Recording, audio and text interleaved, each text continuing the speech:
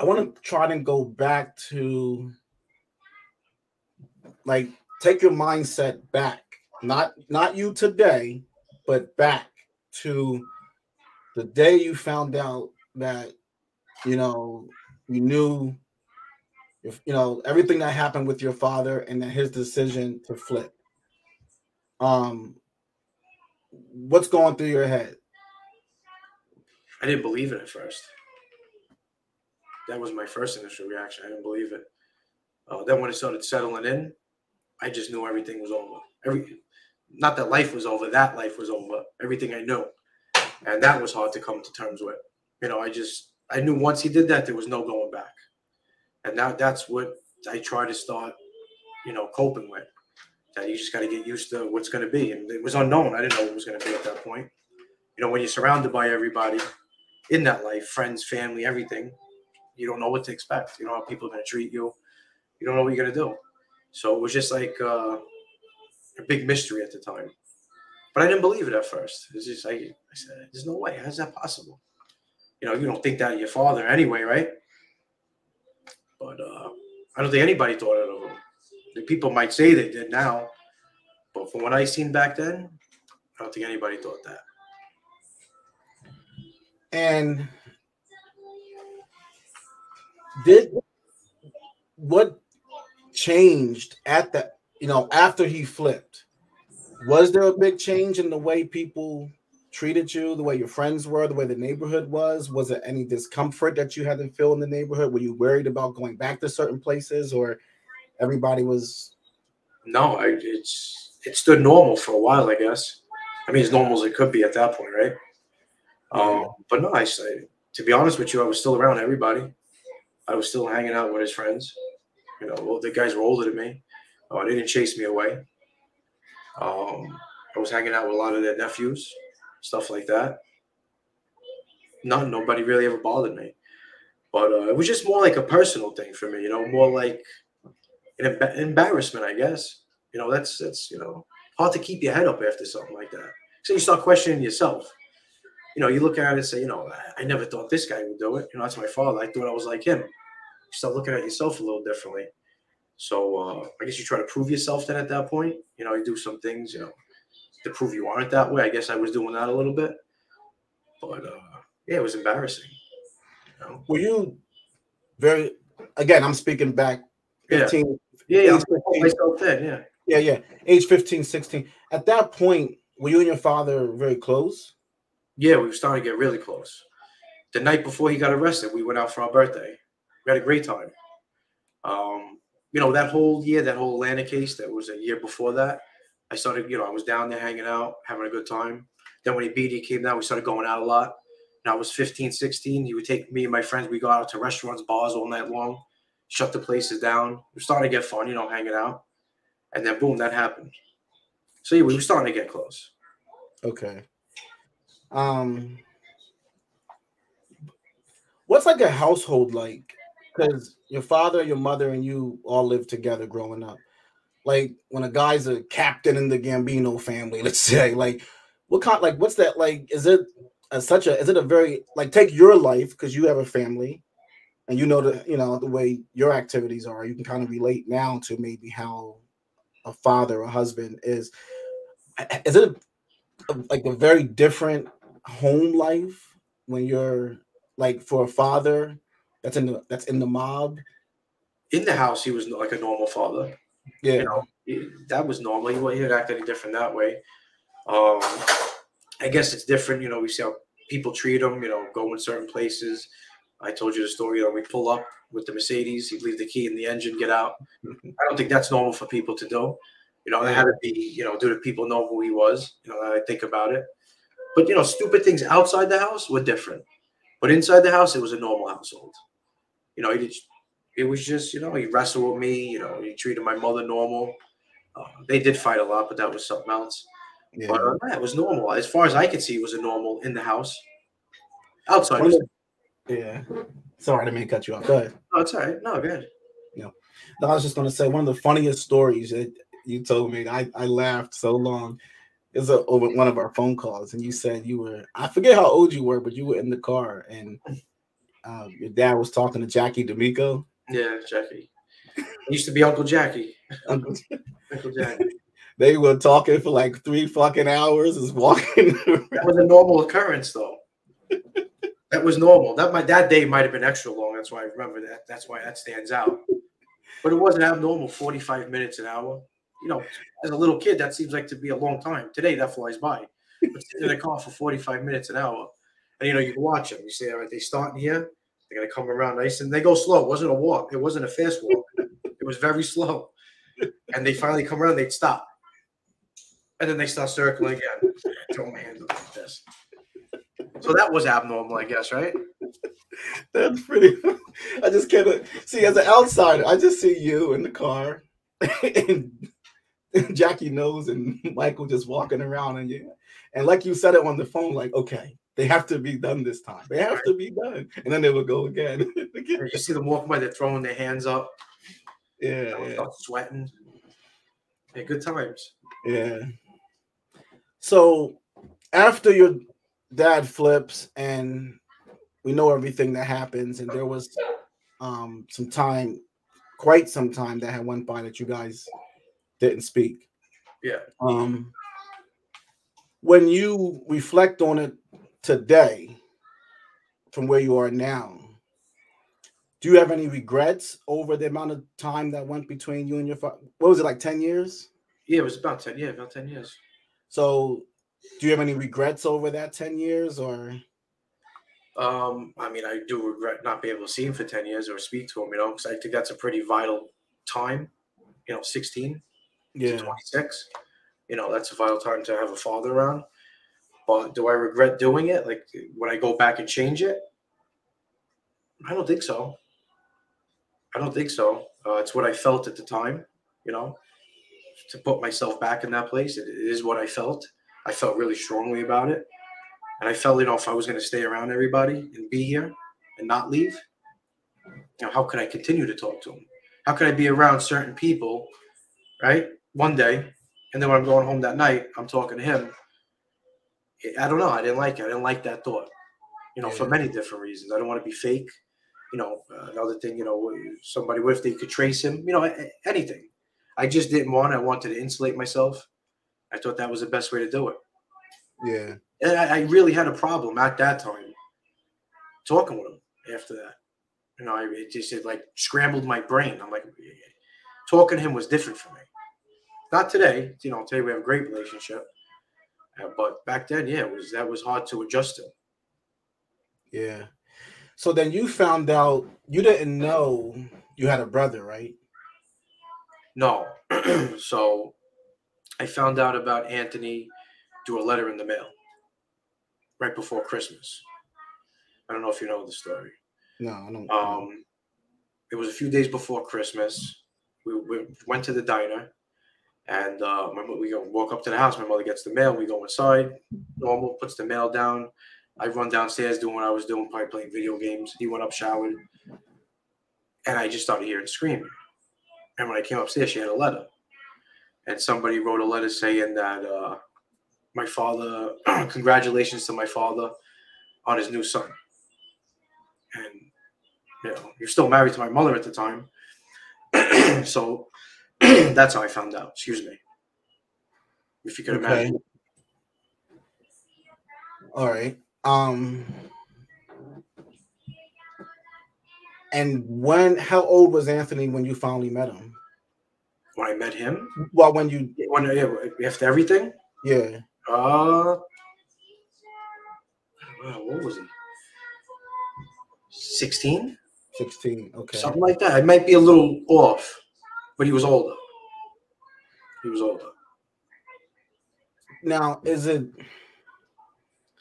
that's something I don't even know how, like, what's the thoughts in your mind? Like, okay, I have this brother. I'm supposed to love him. I don't know him. I'm supposed to meet him. I'm supposed to, like, what goes through a person's head when they have this 16-year-old brother, but they have no relationship with him and have never known him? Like, do you feel nervous? Do you feel anxiety? Do you feel scared to ever get to know him? Do you feel like you want to get to know him? Like, what's going on in your mind with something like that? No, I wanted to get to know him. Okay. I did. To be honest with you, when my father left, believe it or not, somehow I felt kind of bad for him at the time. As much as I was mad at him, I did feel bad about it. I guess that's just me. And knowing he had another son made me feel a little better. That might even be a selfish thing to say. I don't know. You know, because I knew it hurt him what I did, you know, not wanting to talk to him anymore. You know, how could that not hurt? And I would say to myself, well, at least he's got another son.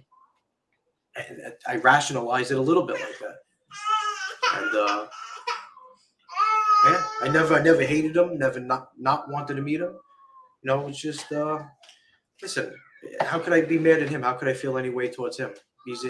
He's collateral damage, right? Use that word collateral damage again. Yeah. Right? And what kind of person would I be? Yeah. But yeah, in a way I was happy about it for him. Yeah. So like today, do you ever, I mean, so you and Anthony have a relationship now? Yeah, we have a very good relationship now. Okay. And you know, one of the things that I find, I don't know where this comes from, but I hear a lot of, sometimes I see in comments, and anytime someone wants to attack your father, they always use you to to attack him.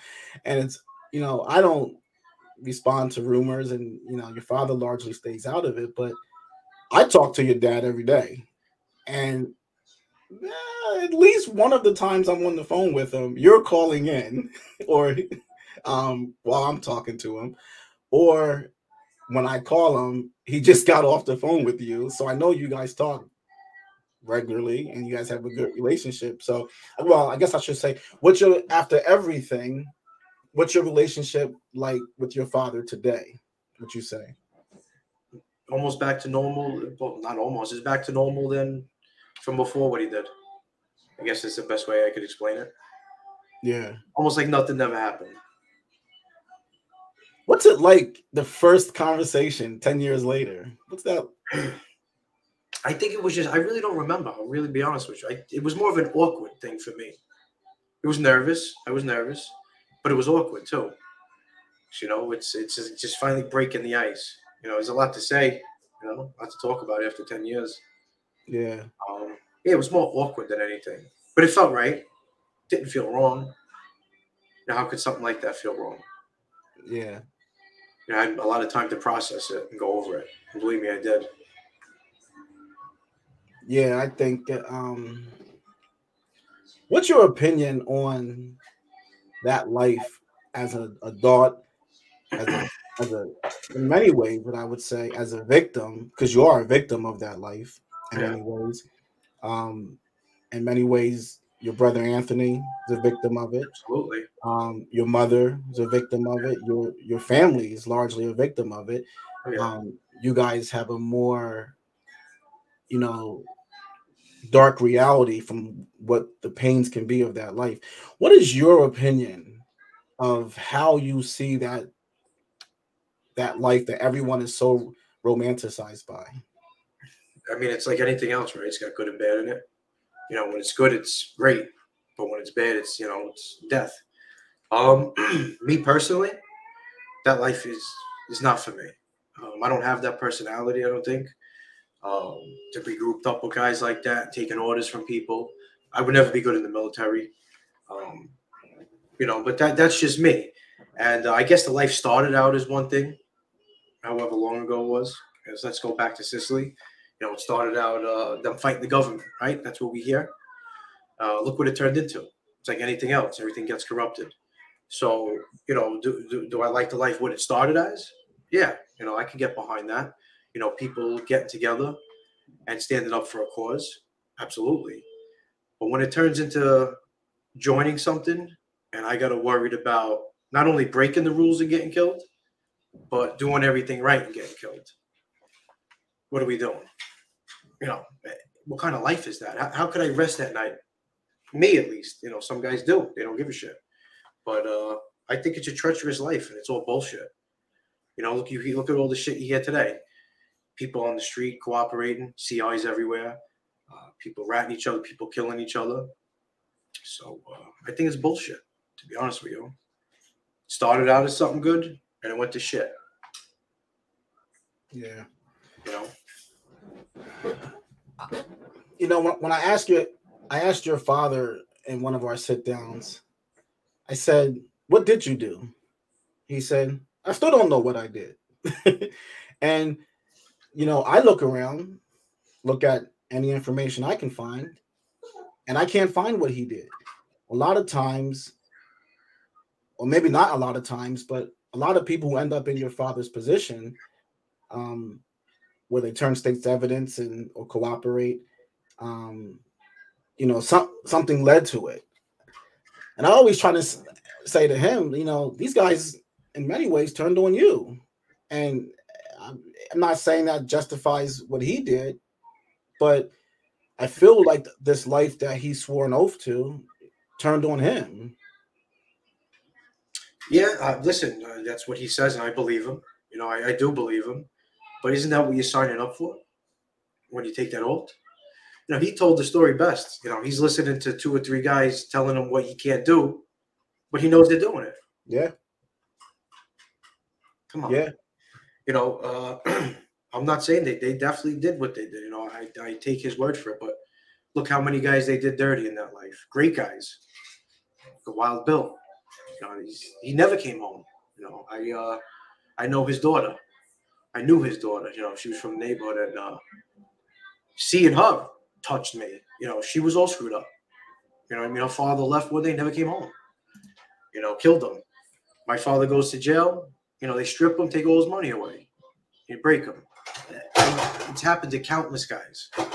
So, it's what are you supposed to do in that life? You got 2 options, I guess, right? It's going back to what they did to my father. You cooperate, right? Or when you come out, if you ever get out, you shoot somebody in the head. So that's really only your options. So what kind of life is that? No, I agree. I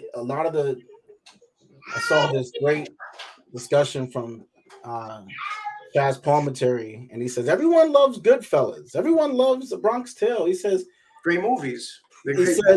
He said, but do you guys watch the end of it? People love a tragic ending. I love a tragic ending. I don't like when the main character lives. I like when the main character dies. That's to me a good movie because it makes you feel it more. People want to feel, I think. Yeah. People want, like, if you think about it, right? What was one of the first shows to take a villain and turn him into a hero? It was The Sopranos. If you really think about it, he was the first guy that somebody that you should hate, we loved. Yeah. And then after that, they made Dexter, they made The Wire, and all these things. So there's they romanticize these people because I think people just want to feel something. And an outsider look at it, it's they put themselves in what they're watching, but they could remove themselves at the end of the day. They don't get hit with the brunt of it. They don't know the after effects. Exactly. So I think that's what it's all about. But the great movies, you can't take it away. Yeah, and everyone loves everything up until until like we all forget the conclusion of the story, and that's your father's reality. His conclusion is the same as the conclusion that you find oftentimes in that life. I heard Michael Franzese say that of all the people he's ever known in that life, most of the time, families are destroyed. People live miserable lives, tough lives, kids, families, wives, husbands, cousins, everybody involved. It's just not a good life and ends bad for everyone. I don't understand why anyone would want to be a part of it, especially now. I mean, like you said, historically speaking, that there was a time it was needed. Yeah. It was an entirely different thing. It's a band of brothers that looked out for each other and were fighting against oppressive governments and treatments from the state that weren't very good.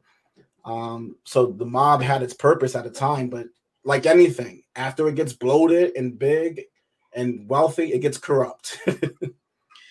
You bring up a good point. It's, band forming together to fight an evil, right? That's what they did in the beginning. At that time, the government was the evil. I'm going to give you an example. That's something I thought about a lot. Let's take Frankie DeChico, right?